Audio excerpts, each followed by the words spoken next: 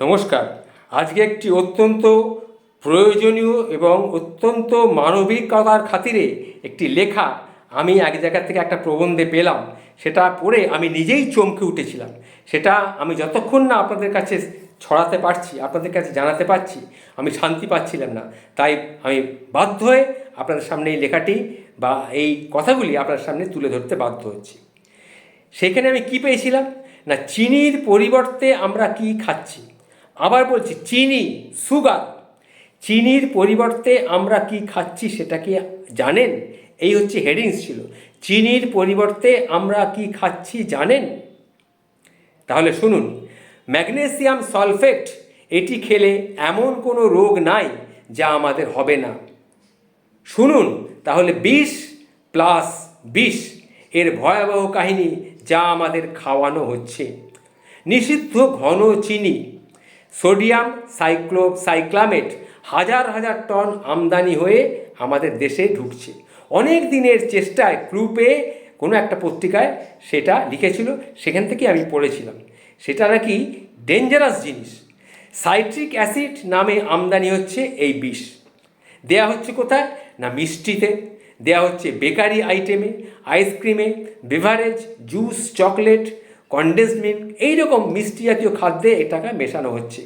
এগুলো চিনির চেয়ে 50 গুণ বেশি মিষ্টি এবং ঘন। এই চিনির পৃথিবীর অনেক অনেক দেশই নিষিদ্ধ করে দিয়েছে, কিন্তু আমাদের দেশে এটা ঢুকছে এসে। কীরকম না, এই চিনি খেলে কি কি হতে পারে, কি কি রোগ হতে পারে? ক্যান্সার হতে পারে, কিডনি বিকল হতে পারে, হজম শক্তি হ্রাস পেয়ে নানা রকমের জটিল রোগ সৃষ্টি হতে পারে এই চিনি খেলে। সাইট্রিক অ্যাসিডের মতন দেখতে হুবহু একরকম বলে অসাধু ব্যবসায়ীরা অতি সহজেই সাইট্রিক অ্যাসিড নামে এই চিনিটাকে আমাদের দেশে আমদানি করে চিনির সঙ্গে মিশিয়ে দিচ্ছে। এই যে জিনিস সোডিয়াম সাইট্রেট দেখতেও ঘন চিনির মতন দেখতে, কিন্তু দুটোর একটি তফাৎ আছে। চিনি একটু ধূসর হয়, অতটা গ্লেজি হয় না, চকচকে হয় না, কিন্তু এই জিনিসটা কিন্তু বেশ চকচকে এবং গ্লেজি। এটাই হচ্ছে তফাৎ। কিন্তু যদি চিনির সঙ্গে মিশিয়ে দেওয়া হয় তাহলে তো আমরা বুঝতেই পারবো না আমরা সেটা মিশ্রিত অবস্থায় আমরা খেয়ে আসছি। এটাই সব থেকে আসল ব্যাপার।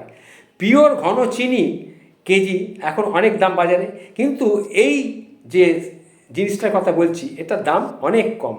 সবাই গাড়ি ভর্তি করে এই ভেজাল চিনি আমাদের দেশে নিয়ে আসছে, চিনির সঙ্গে মিশিয়ে দিচ্ছে এবং সেটা আমরা খাচ্ছি। এটা আমি শুনলাম, জানি না এটা কতটা সত্যি মিথ্যে আমি ঠিক বলতে পারবো না, কিন্তু আমি সেটা পড়ার পর আমি এটা অবাক হয়ে গিয়েছিলাম। চিনির মতন দানাদার একটা, আমি তখন আমার একজন সার বিক্রেতা বন্ধু ছিল, বন্ধু এখনও আছে, তাকে বললাম, আচ্ছা চিনির মতো দানাদার কোনো সার কি আছে বাজারে? ইউরিয়া? বললো না না, ইউরিয়া গোলাকার এবং খুব খারাপ স্বাদের। আর কি আছে? আচ্ছা ম্যাগনেসিয়াম সালফেট সার। এ কথা শুনে আমার সেই বন্ধুটা লাফ দিয়ে উঠেছে, হ্যাঁ ঠিকই তো বলেছো তুমি, ম্যাগনেসিয়াম সালফেট সার দেখতে অনেকটা চিনির মতন দানাদার, দামও খুব কম দাম এবং স্বাদহীন। আমি এবার দেখলাম, তখন গুগলে সার্চ করে দেখলাম, ঘন চিনি এবং ম্যাগনেসিয়াম সালফেট সার দেখতে প্রায় একই রকম। সত্যি বিশ্বাস হচ্ছিল না। এই যে এটা যদি চিনির সঙ্গে মিশিয়ে দেওয়া হয়, কারুর বাবার ক্ষমতা নেই ধরবে যে এটার মধ্যে কি আছে। জানি না আমরা কি খাচ্ছি। এটা আমি একটা পত্রিকাতে লেখায় পেলাম, তারপরে এটা সবার কাছে শুনলাম। সুতরাং এটা নিয়ে আমি এই জন্যেই আপনাদেরকে জানালাম, একটু সাবধান থাকবেন।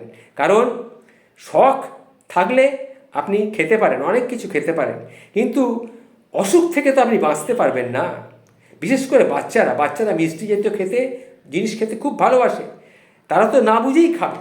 আমরা না হয় বড়রা চিনি খাবো না, ধরে নিলাম চিনি খাবো না, চিনি বাদ দিয়ে অন্য খাবো, এবং তাই করছে এখন ম্যাক্সিমাম মানুষ চিনি ছেড়ে দিচ্ছে। কিন্তু বাচ্চারা, তারা তো লজেন্স, চকলেট এইরকম জিনিস তারা খেয়েই চলেছে। পৃথিবীর কোথাও আছে, তাই বলছি, এই রকম মানুষকে বিষ খাওয়ানোর উদাহরণ কি জানি কি খাচ্ছি আমরা। তবুও আমি জানালাম সবাইকে, যারা চিনি খাচ্ছেন তাদের প্রতি আমার একটা বিশেষ আবেদন, যাচাই করে একটু দেখে শুনে চিনি বাজার থেকে কিনবেন, যাতে রোগাক্রান্ত হয়ে না পড়েন, বাচ্চাগুলোর যেন কোনো ক্ষতি না হয়, এটা দেখবেন।